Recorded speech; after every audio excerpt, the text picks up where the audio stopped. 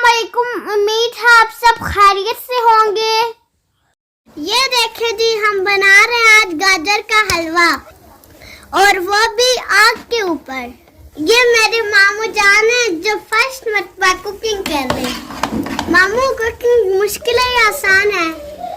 आग जलाना बहुत मुश्किल है और कुकिंग करना बहुत आसान है। मामू, फिर मैं आज आपकी हेल्प कर देती हूँ ना। मामू ठीक है, आप लकड़ियाँ जलाते जाएं, दोनों मिलके बनाते हैं। जी मामू, मैं आपकी हेल्प करती हूँ। हलवा पक के रेडी हो चुका है, खाने के लिए तैयार है। मामू जी हलवा तैयार हो गया। जी हो गया तैयार। आप खा के देखें कैसा लगा आपको।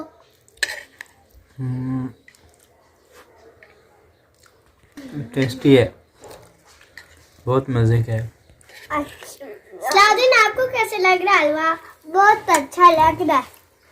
गेम शुरू हो गया है। ये नाइट की रूटीन है। आज आपको मेरे मामू भी साथ साथ नजर आए होंगे। बड़ा एंजॉय कर रही हूँ उनके साथ। दीवार उड़ी, नहीं उड़ती।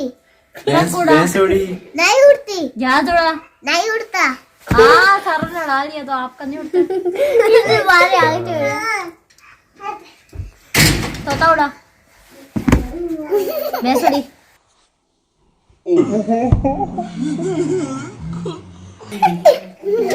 तीनों की बात। अच्छा बहुत